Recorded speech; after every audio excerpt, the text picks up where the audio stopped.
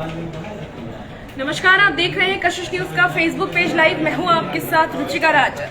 शिक्षा मंत्री का बड़ा बयान सामने आया है। अब शिक्षक अभ्यर्थियों के लिए बता दें आपको कि 7वें चरण की प्रक्रिया जल्द ही शुरू कर दी जाएंगी। 6ठे चरण की प्रक्रिया शुरू हुई है, जिसके बाद कुछ पद रिक्त रह गए हैं और उसी पद पर अब 7वें चरण की प्रक्रिया शुरू होगी, जिसके बाद शिक्षक अभ्यर्थियों को उस पर डाला जाएगा। बता दें आपको कि इसकी मांग काफी दिनों से जो शिक्षक अभ्यर्थी थे वो कर रहे थे। गर्दनीबाग में धरना कई दिनों से दिया जा रहा था शिक्षक अभ्यर्थियों की तरफ से कि जल्द ही 7वें चरण की प्रक्रिया शुरू होनी चाहिए। तो बिहार सरकार के शिक्षा मंत्री विजय चौधरी का ये बड़ा बयान सामने आया है, जिसमें उन्होंने साफ तौर से कह दिया है कि 6ठे चरण की प्रक्रिया अब पूरी हो गई है और 7वें चरण की प्रक्रिया जल्द शुरू कर दी जाएगी। तो शिक्षक अभ्यर्थियों के लिए बहुत बड़ी खुशखबरी है।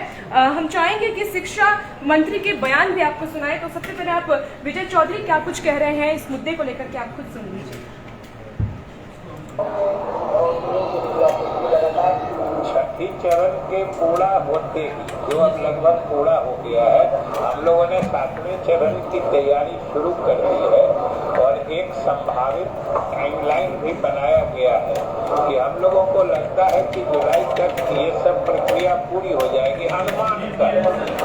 और चूंकि जो छठा चरण का हुआ है नियोजन, इसमें कुछ रिक्तियां बच गई और फिर इस दरमियान जो अतिरिक्त रिक्तियां बनी होंगी उन सबको मिला के करना है। तो हर जिले से हर जो नियोजन इकाई है उससे रिक्तियों की गणना करा करके सबको समेकित रूप से 7वें चरण के लिए एकत्रित करना है। तो ये सब प्रक्रिया अब हम लोग शुरू कर दिए हैं और हम समझते हैं कि जल्दी होगी। जोर से बोलिए।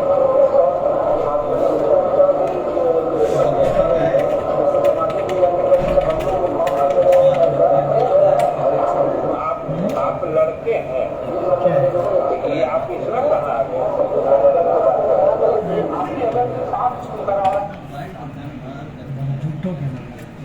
तो जैसा कि आपने सुना, शिक्षा मंत्री ने सीधे तौर पर कह दिया है कि 6ठे चरण में जो सीट रिक्त रह गई है अब 7वें चरण की प्रक्रिया शुरू होगी और उसके बाद शिक्षकों की बहाली उस पर की जाएगी। हमारे साथ हमारे वरिष्ठ सहयोगी अमित जुड़े हुए हैं। अमित जी, जिस तरीके से शिक्षा मंत्री ने एक बड़ा बयान दिया है जिसमें कह दिया है कि 7वें चरण की प्रक्रिया जल्द ही शुरू कर दी जाएंगी, तो क्या लगता है आपको इनके बयान से कि कब तक 7वें चरण की प्रक्रिया शुरू हो सकती है?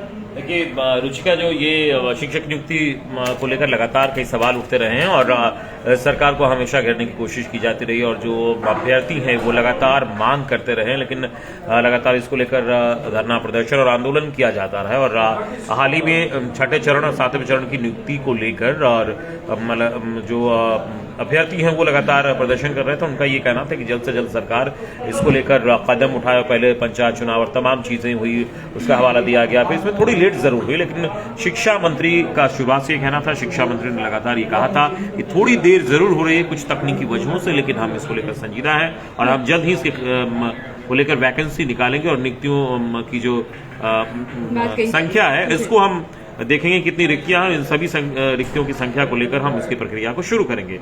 और हुआ भी कुछ वैसा ही, लेकिन अब जो बात नहीं आ रही है कि 6ठे चरण की जो प्रक्रिया है वो लगभग पूरी हो गई है और इसके बाद भी गौर करने वाली बात यह है रुचिका कि 6ठे चरण की जो प्रक्रिया है वो पूरी हो गई है, लेकिन अभी भी उसमें सीट जो है वो रिक्त है। तो ये कहा गया कि कैरी फॉरवर्ड हो जाएगा 7वें चरण के लिए जो रिक्तियां हैं और 7वें चरण की जो प्रक्रिया है वो शुरू हो गई है और जल्द ही 7वें चरण की नियुक्ति की घोषणा की जाएगी। यानी कि 7वें चरण में 7वें चरण की और 6ठे चरण की जो पद खाली रह गए हैं, जो रिक्त रह गई है, सबको मिला के फिर उस पर नियुक्ति की जाएगी। बिल्कुल, 6ठे चरण में जो सीट फुलफिल नहीं हो पाया तो निश्चित जाहिर तौर पर वो सीट अभी खाली है। तो आगे जो 7वें चरण की बहाली होगी उसमें वो सीट को कवर किया जाएगा और इस सीट पर भी बहाली होगी। और साथ ही ये भी कहा गया है कि जल्द ही इसकी प्रक्रिया पूरी की जाएगी। और शिक्षा मंत्री की बात भी हमने सुनाई है, उन्होंने ये कहा कि सभी जिलों से, सभी जगहों से रिकॉर्ड मंगाया जा रहा है कि कितनी सीट रिक्त है और इसको लेकर कैसे कार्य योजना बनाएंगे और कैसे इस पर नियुक्ति की प्रक्रिया शुरू की जाए।